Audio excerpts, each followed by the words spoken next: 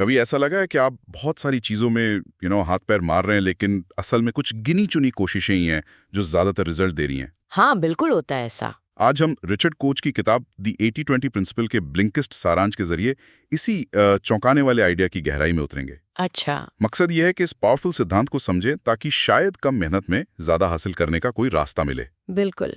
ये जो 80-20 सिद्धांत है, जिसे पैरेटो प्रिंसिपल भी कहते हैं, ये बेसिकली एक असंतुलन की बात करता है। असंतुलन? हाँ, मतलब ये कहता है कि हमारे लगभग 80% जो परिणाम होते हैं या आउटपुट कह लें, वो सिर्फ 20% प्रयासों या इनपुट से आते हैं। 80% सिर्फ 20% से? हाँ, अब ये कोई एकदम सटीक मैथ्स का फॉर्मूला नहीं है, ठीक है। ये बस एक ट्रेंड है जो जिंदगी और काम में बार बार दिखता है।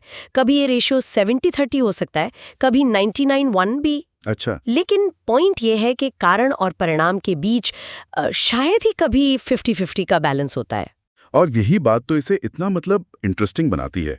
हम अक्सर उम्मीद करते हैं कि चीजें बराबर हों, पर यह सिद्धांत कहता है कि नहीं, असंतुलन ही नॉर्मल है। सही कहा। सोचिए जरा, कई बिजनेस देखते हैं कि उनका 80% मुनाफा सिर्फ 20% प्रोडक्ट से आ रहा है। हाँ, ये बहुत कॉमन है। या ट्रैफिक एक्सीडेंट्स, अक्सर 20% ड्राइवर ही 80% एक्सीडेंट्स के लिए जिम्मेदार होते हैं। उफ। और भाषा में भी सर आइजैक पिटमैन ने पाया था कि अंग्रेजी के करीब 700 सबसे आम शब्द, जो कुल शब्दों का 1% भी नहीं है, हमारी रोज की 80% बातचीत उन्हीं से होती है। अरे वाह। ये हमारी जो सीधी सादी सोच है ना, उसके बिल्कुल उलट है। और ये होता क्यों है ऐसा? मतलब ये असंतुलन आता कहाँ से है?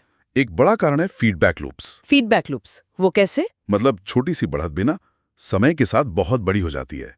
जैसे वो तालाब में सुनहरी मछली वाला उदाहरण है ना। हाँ हाँ, सुना है। अगर कोई मछली थोड़ी सी भी बड़ी है तो उसे ज्यादा खाना मिलेगा, फिर वो और तेजी से बढ़ेगी और ये जो एडवांटेज है वो बढ़ता ही जाएगा। अच्छा, तो अमीर और अमीर होता जाता है वाला हिसाब। हाँ, कुछ वैसा ही। कुछ टाइम बाद मछलियों के साइज में जमीन आसमान का फर्क आ जाता है। शायद इसीलिए कई लोगों को ये सिद्धांत थोड़ा अनफेयर सा लगता है। हाँ, क्योंकि हम सोचते हैं कि जितनी मेहनत उतना फल, 1.1 वाला रिश्ता। बिल्कुल। पर 80-20 सिद्धांत यही दिखाता है कि हर कोशिश बराबर का नतीजा नहीं देती।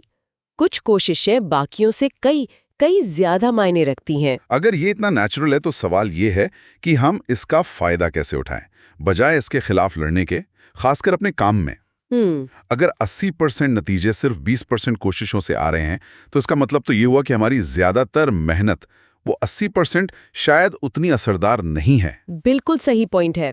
बिजनेस के लिए तो ये समझना क्रांति ला सकता है। पहला है प्रोडक्ट ऑप्टिमाइजेशन। ओके। अपने प्रोडक्ट्स के प्रॉफिट और सेल्स को एनालाइज करें। बहुत चांस है कि आपको भी दिखेगा कि टॉप 20% प्रोडक्ट ही 80% प्रॉफिट ला रहे हैं। सच में? हाँ, जैसे कोच ने एक इलेक्ट्रॉनिक्स कंपनी में देखा। उनके टॉप 3 प्रोडक्ट्स जो सेल्स का सिर्फ 19.9% थे, वो टोटल प्रॉफिट का 52.6% ला रहे थे। अरे बाप रे, आधा प्रॉफिट सिर्फ 3 प्रोडक्ट से। हाँ, तो जाहिर है रिसोर्स कहाँ लगाने चाहिए? उन टॉप परफॉर्मर्स पर।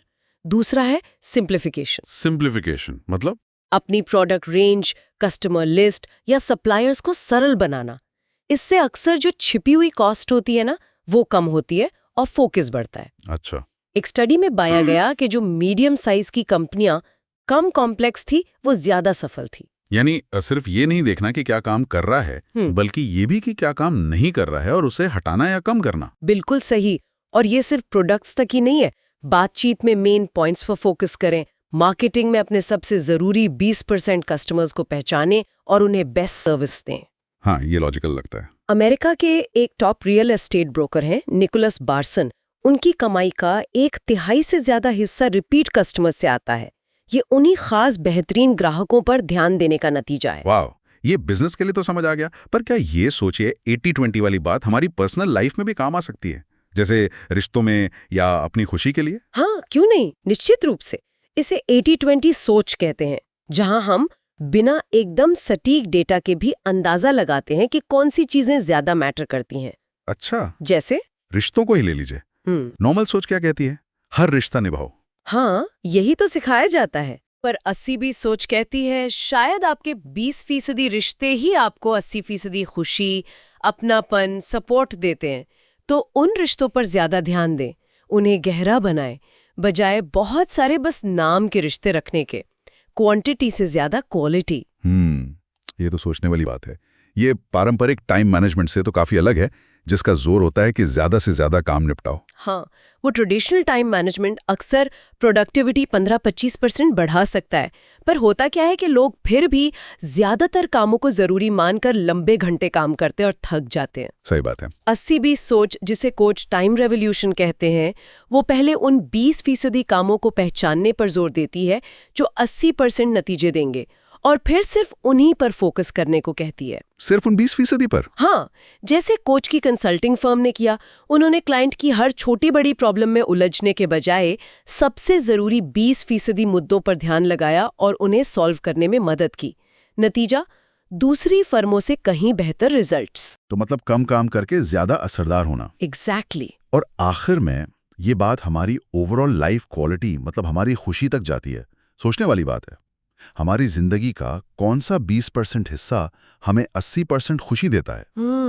हम कितनी बार उन चीजों में फंसे रहते हैं जो असल में हमें खुश नहीं करती। सही कह रहे हैं। प्रोसेस सीधा है, पहचाने कि आपको खुशी कहाँ से मिलती है, उन एक्टिविटीज पर टाइम कम करें जो नाखुशी देती हैं। हो सकता है वो कोई ऐसी नौकरी हो जिससे आप खुश नहीं हैं। ठीक है। फिर जो टाइम बचे उसे उन चीजों में लगाएं जो वाकई खुशी देती हैं, परिवार, दोस्त, हॉबीज। अगर नौकरी दुख दे रही है तो उस सिचुएशन को बस एक्सेप्ट मत करें, ऑप्शंस ढूंढें, दूसरी नौकरी, अभी वाली जॉब में कुछ बदलाव, या शायद काम के घंटे कम करना। तो आज की इस पूरी बातचीत का निचोड़ यही है कि 80-20 सिद्धांत एक बहुत ही फंडामेंटल पर अक्सर नजरअंदाज किए जाने वाले असंतुलन को दिखाता है।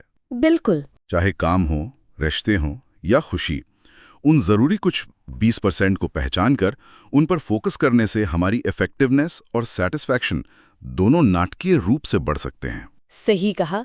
किताब से एक सीधी सलाह तो बिजनेस के लिए है, अपने प्रोडक्ट्स का एनालिसिस करें, पर इसे हम सब अपनी जिंदगी में उतार सकते हैं। हाँ, कैसे? श्रोताओं को ये सोचना चाहिए, इस हफ्ते जिंदगी के किस एक एरिया, काम, रिश्ते, टाइम का इस्तेमाल या खुशी में वो 80-20 सोच अप्लाई कर सकते हैं।